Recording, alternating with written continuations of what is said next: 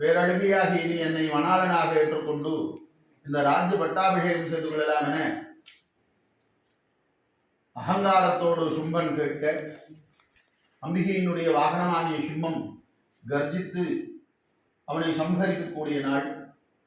சும்பனை தனது இடக்கையினாலே சிகையினை பிடித்து தலைமுடியை பிடித்து தன் வாழாலே கண்டமுண்டமாக இருகூறாக பிளக்கக்கூடிய இந்த வைபவம் 8வது நாளாகிய நவராத்திரியின் 8வது நாளிலே யுத்த களத்திலே நடைபெற்றுக் கொண்டிருக்கிறது.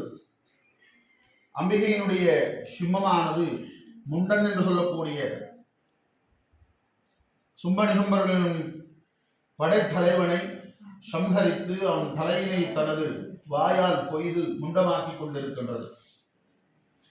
இந்த சும்பனிசும்பர்களுடைய அழிவை எதிர்பார்த்து அந்த 14 லோகத்தில் இருப்போரும் அம்பிகையை பிரார்த்தித்து 33 கோடி தேவர்கள் அம்பிகையினுடைய ஓம்கார சப்தத்தை கேட்டு ஆனந்தித்து சும்பனிசும்பர்களுடைய சம்ஹாரத்தை மனக்கண்ணாலும் பிரார்த்தனையினாலும் கண்டு கொண்டிருக்கிறார்கள் என சௌனகாதி முனிவர்கள் தனது சிஷ்ய பரம்பரையினாய முனிசிரேஷ்டர்களுக்கும் சுரதன் ஜெயாதி என்று சொல்லக்கூடிய வைஷ்யனுக்கும் ராஜனுக்குமாக சொல்லிக் கொண்டிருக்கின்றார்கள்.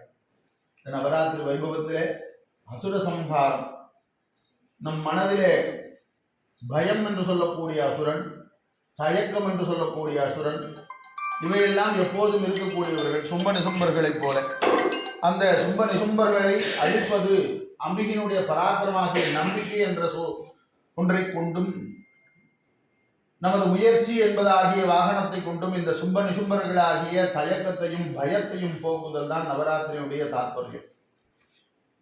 அசுர சம்ஹாரம் பார்த்தோமானால் முதல் நாளிலிருந்து அசுர படைகள் மகிழவதம், மகிஷாசுரன் சொல்லக்கூடிய அசுரனை அழித்தல், தேவர்கள்லாம் சேர்ந்து துதிபாடுதல், அடுத்ததாக அசுரர்களுடைய படை தலைவர்கள் எல்லாம் ரக்தபீஜன் தூம்ரலோசன் சொல்லப்படுகின்ற அசுரர்களை எல்லாம் அழித்து நிறைவில அசுர ராஜாக்களாக இருந்த சும்பன் நிசும்பன் ஆகிய இருவரையும் ஒரே நாளிலே சம்ஹரித்து இந்த நவராத்திரி வைபவத்திலே அம்பிகை மகாபராக்கிரமாக எல்லா சக்தியும் ஒருங்கிணைந்ததாக துர்கா லட்சுமி சரஸ்வதி ஆகிய 3 சக்திகளும் ஒன்றிணைந்து இன்றைய தினம் 8வது நாளிலே இந்த சும்பனிசும்ப சம்ஹாரத்தோடு நிறைவு பெற்று 9வது நாளிலே மகா சாமுண்டியாக சண்டிகா பரமேஸ்வரியாக அனைவருக்கும் அருள்பாலிக்கின்றாள். அதுதான் நம்ம ஆயுத பூஜைன்னு கொண்டாடுறோம். எல்லா விதமான ஆயுதங்களையும், ஆயுதங்கள் அப்படின்னு சொன்னா போருக்கும் அழிப்பதற்கும் பயன்படுத்துவதல்ல, நம் வாழ்விலே நமக்கு தேவையான எல்லா கருவிகளும் ஆயுதங்கள் தான். வீட்டில் அம்மா சமையல் பண்றதுக்கு பயன்படுத்தக்கூடிய அருவாள்மனை கத்தி முதற்கொண்டு நமது தொழில் வியாபாரங்களே பயன்படுத்தக்கூடிய இயந்திரங்கள் எல்லாமே அந்த ஆயுதங்கள்லே சேரும். ஏன் இந்த நவராத்திரியிலே நவமியிலே நம்ம அதை செய்யறோம் அப்படின்னு சொன்னா, அஷ்டமி நவமி என்பது விசேஷங்களுக்கு எல்லா மாதங்களிலும் தவிர்க்கப்படுகிறது, புரட்டாசி மாதத்தில் மட்டும் எடுத்துக்கிறார். காரணம், மற்ற மாதங்களிலே தவிர்ப்பதற்கு காரணம் என்னவெனில், அஷ்டமியும் நவமியும் சூரியனும் சந்திரனும் சஞ்சாரிக்கக்கூடிய காலம். அஷ்டமிங்கிறது சூரியனுக்கு நேர் எதிர், பௌர்ணமிக்கும் அமாவாசைக்கும் இடைப்பட்டதாக, அதாவது இந்த பக்கமும் இல்லாம அந்த பக்கம் மத்தியில் இருக்கும். அந்த சூரியனுடைய ஈர்ப்பு சக்தி, பூமியினுடைய ஈர்ப்பு சக்திக்கும் சூரியனுடைய ஈர்ப்பு சக்திக்கும் இடையிலே சந்திரன் நின்று இங்க போறதா அங்க போறதான்னு தத்தளிக்கக்கூடியதுதான் அஷ்டமி. அதை சார்ந்து இருக்கக்கூடியது நவமி.